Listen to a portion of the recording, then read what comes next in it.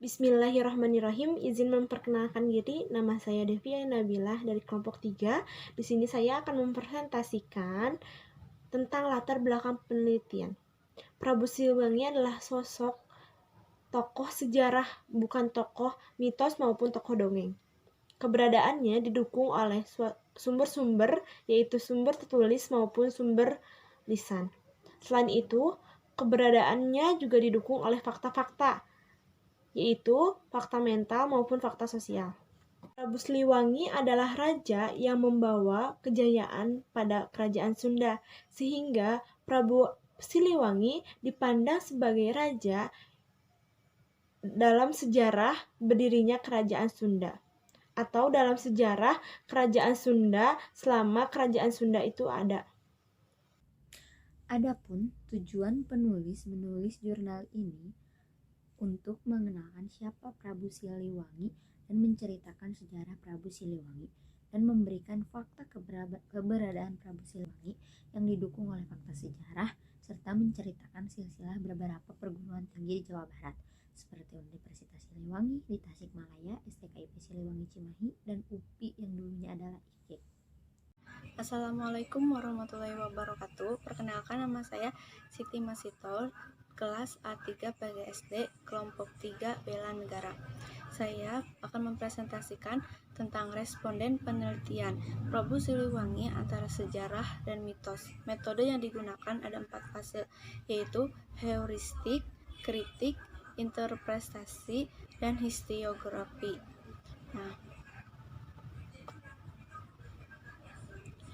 Informasi sejarah yang diperoleh dari sumber utama naskah kontemporer tertulis bahwa tidak ada Raja Sunda bernama Prabu Siliwangi.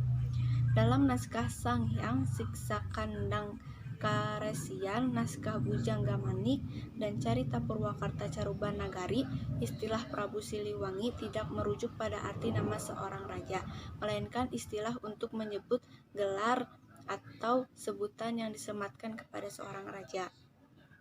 Beberapa tulisan telah dimuat di beberapa jurnal ilmiah. Mas Nurjito, Muhammad Fathih Royani, dan Hawal Widodo dalam artikelnya yang berjudul Peran Adat dan Panskaral Mata Air terhadap Konservasi Air di Lereng Ciremai, yang diterbitkan oleh Jurnal Biologi Indonesia tahun 2009, menyimpulkan bahwa keberhasilan masyarakat sekitar lereng Gunung Ciremai melestarikan kelestarian lingkungan yang disebabkan oleh mitos Prabu Siliwangi. Dewantara 2013 menyinggung sosok Prabu Siliwangi dalam artikelnya yang berjudul Peran Elit Masyarakat Studi Kebertahanan Adat Istiadat di Kampung Adat Uruk Bogor, terbitan Jurnal Alturas nomor 1 Januari 2013. Dalam tulisannya, Asep Dewantara menceritakan asal-usul terbentuknya Desa Uruk dan beberapa desa adat lainnya di tataran Sunda. Desa Uruk adalah desa tempat Prabu Siliwangi pulang setelah ngahyang atau menghilang di Pakwa Pajajaran Bogor karena tidak mau memeluk agama Islam yang disebarkan oleh putranya, yaitu Raden Kian Santang. Asep Dewantara tidak secara eksplisit mengidentifikasi Prabu Siliwangi dengan salah satu raja Sunda, namun secara implisit personifikasi Prabu Siliwangi mengacu pada Sri Baduga Maharaja karena ceritanya kembali.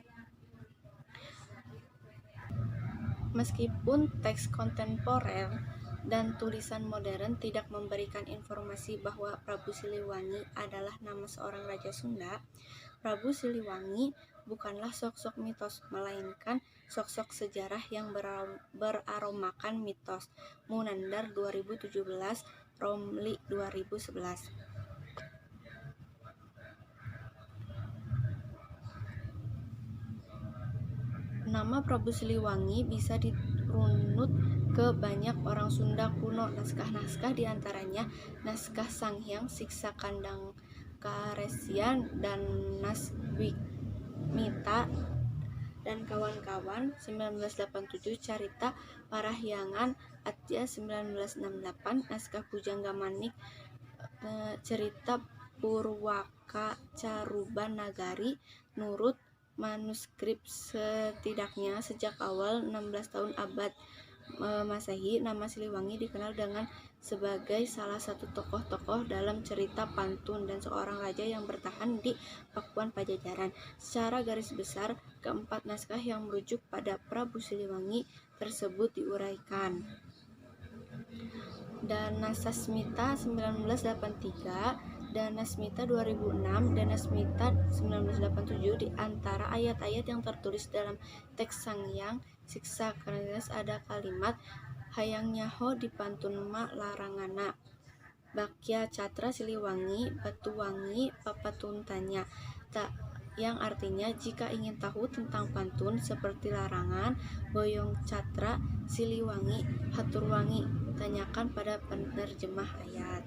Seperti itu, sekian, terima kasih. Manuskrip dari Sangyang Kandang Siksa Karesyan ditulis pada tahun 1440 atau 1518 Masehi. Oleh karena itu, naskah tersebut ditulis pada masa pemerintahan Sri Baduga Maharaja, penguasa Kerajaan Sunda tahun 1482 sampai 1521 yang memerintah di Pakuan Pajajaran. Cerita Parahyangan adalah naskah Sunda kuno yang diperkirakan akan ditulis dan diselesaikan pada tahun 1580 Masehi atau sekitar 1 tahun setelah Kerajaan Sunda runtuh. Manuskrip itu menulis, Manadi Prabu Maharaja lawas nija ratu 7 tahun kena kabawa ku kalawi saja kabancana ku sewu di manten ngaran tohaan. Mandat agung di pipanumbasna urang reja sangkan nu angkat ka Jawa. Mumunu lakijan di Sunda. Pangprang di Majapahit acana sewu. Prabu Wangi ngaranna Injana Prabu Niskala wastos kacana ni surep di Nusalarangring Giri Wanakusuna. Di salah satu candi tertulis samapun ngaranna Amang Layaran latara teuing na kasep. Kasep manan banyak catra leuwih manan silih wangi liwat tuang ponakan. Artinya maaf nak, nama laki-laki Ameng Layaran laki-laki yang sangat tampan, lebih tampan dari banyak catra, lebih tampan dari Siliwangi, bahkan lebih tampan dari keponakan sang putri. Ada seorang raja besar yang memerintah di Pakuan Pajajaran, nama Prabu Siliwangi, putra Prabu Anggalarang, dalam keluarganya atau dinasti yang dulu menetap di Keraton Surawisesa di Priangan yang terletak di sebelah timur. Tidak lama kemudian, Prabu Siliwangi diangkat oleh pamannya menjadi raja di Pakuan Pajajaran. Berdasarkan alasan penggantian nama atau perebutan gelar tersebut, Sri Baduga Maharaja menjadi populer dengan julukan Siliwangi. Eli Suryani. Enggak, jangan itu mah. Pendapat kedua menyebutkan bahwa Prabu Siliwangi adalah satu-satunya yang identik dengan Prabu Jayadewata. Dalam pendapat ini, Rohaedi memberikan tanggapan bahwa mengidentifikasikan Prabu Siliwangi dalam tokoh Prabu Jayadewata atau Sri Baduga Maharaja 1482 sampai 1521 sebagaimana disebutkan dalam cerita Parahyangan dianggap terlalu heran. Pada masa pemerintahannya, Sri Baduga Maharaja berhasil mengatasi ancaman bencana alam berupa banjir setelah membangun danau buatan yang dikenal dengan nama Sanghyang Talaga Rena Mahawijaya. Meskipun perjanjian politik dengan Portugis ditandatangani Prabu Surawisesa dan 4 raja penerus bisa dilihat di silsilah Raja Sunda, tidak dapat mendorong Islamisasi hingga kejatuhannya pada tahun 1579 Masehi. Pendapat yang disampaikan oleh Bambang Purwanto, guru besar ilmu sejarah Universitas Gajah Mada, Di sini, walaupun manifestasi visual Prabu Siliwangi tidak didukung oleh bukti empiris yang memadai pada masanya, namun tetap memiliki keberanian, objektif, dan rasionalitas historiografis. Teknik pengumpulan data yang digunakan pada jurnal ini adalah teknik studi dokumentasi. Studi dokumentasi yaitu teknik pengumpulan informasi yang berhubungan dengan masalah yang diteliti. Dokumentasi digunakan untuk mengumpulkan data yang kemudian ditelaah. Dokumen yang dapat digunakan dapat berupa sumber tertulis, jurnal, buku, film, dan gambar atau foto. Dalam jurnal ini, dokumentasi yang digunakan untuk memperoleh data berupa jurnal dan sumber tertulis, yaitu naskah cerita yang disertai dengan gambarnya. Metode analisis dan data analisis. Nah, nilai sumber yang mendukung pernyataan sejarah sangat bergantung pada banyak hal. Sumbernya adalah pelaku sejarah atau tidak, menyaksikan peristiwa sejarah secara langsung atau tidak, apakah sumbernya asli atau turunan, jarak waktu antara sumber dengan peristiwa sejarah, yang semuanya mempengaruhi kualitas dari sumber. Inilah yang menentukan kredibilitas dan keaslian sumber. Selain berurusan dengan sumber, sejarah sangat berkaitan dengan interpretasi atau interpretasi mengguncang pentingnya interpretasi, hingga dikatakan bahwa semangat sejarah adalah interpretasi. Karya sejarah, historiografi, tidak akan tercipta tanpa adanya interpretasi. Sejarah tanpa interpretasi hanya akan melahirkan kronik. Setiap zaman dan setiap generasi menulis sejarahnya menurut caranya, menurut kecerdasan dan pemikiran alam, sesuai dengan jiwa, semangat, dan ikatan budaya dan zamannya, menurut Zeitgeist dan Kulturgebundenheit. Hasil penelitian yang pertama, hasil studi diambil dengan teknik kolaborasi. Lalu yang kedua, Prabu Siliwangi hanya satu dan identik dengan tokoh raja bernama Jayadewata atau Sri Baduga. Yang ketiga, Sri Baduga adalah raja Sunda yang menyatukan dua wilayah kerajaan di Tatar Sunda, yaitu Kerajaan Galuh dan Kerajaan Sunda. Kerajaan Galuh berada di sisi timur Citarum, diberikan kepada anak pertama dari Prabu Sanghyang Niskalawastu Kencana yang bernama Toha Andi Galuh atau Dewa Niskala atau Ningrat Kencana atau Jaya Ningrat. Yang kelima, kawasan yang berada di sisi barat Citarum diberikan kepada anak kedua yaitu Sanghyang Haliwungan atau Prabu Susuk Tunggal. Assalamualaikum warahmatullahi wabarakatuh. Nama saya Hanifah Nurul Azmi. Di sini saya akan membacakan lanjutan dari hasil penelitian. Putra pertama Prabu Dewata Niskala yang bernama Jayadewata menikah dengan putri Prabu Susuk Tunggal yang tak lama pahlawan Pajajaran diserahkan kepada menantu dan keponakannya. Prabu Susuk Tunggal digantikan oleh Jayadewata sehingga berhasil menyatukan kedua kerajaan di bawah Jayadewata. Pada masa pemerintahannya, Sri Baduga Maharaja berhasil mengatasi ancaman bencana alam berupa banjir setelah membangun danau buatan yang dikenal dengan nama Sanghyang Talaga Rena Mahawijaya. Dengan talaga buatan, kegiatan pertanian tidak mengalami kegagalan dan membawa kemakmuran bagi seluruh kerajaan.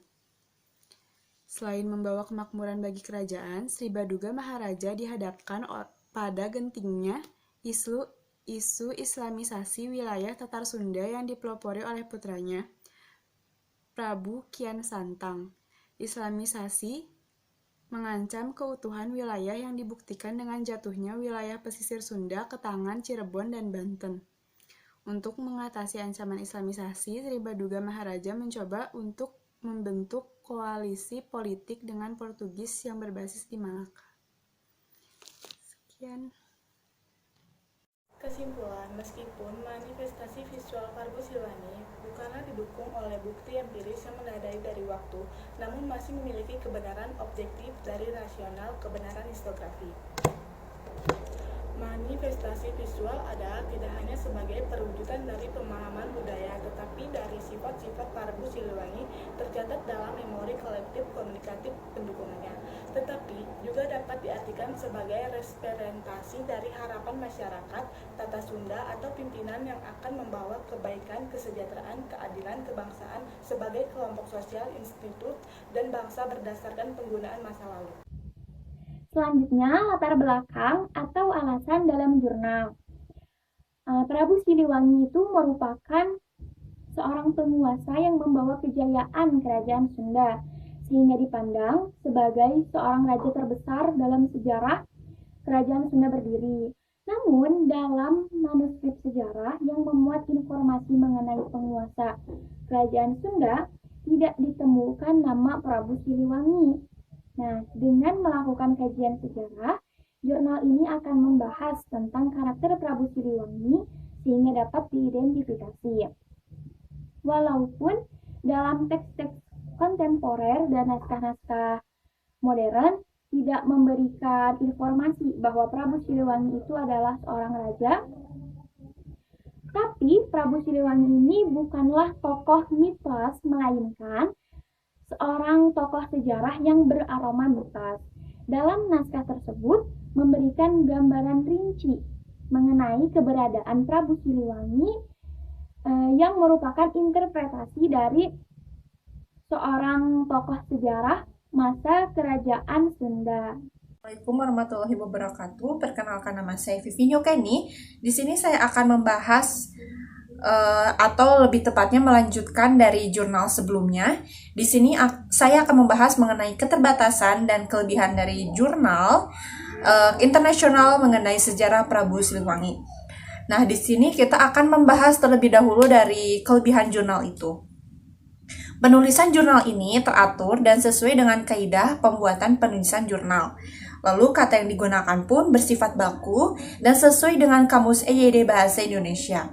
Lalu penulis pun menuliskan jurnal berpijak dengan kebenaran objektif dan rasionalitas historiografis serta didukung oleh fakta sejarah dan aspek sastra berbaur dengan aspek sejarah.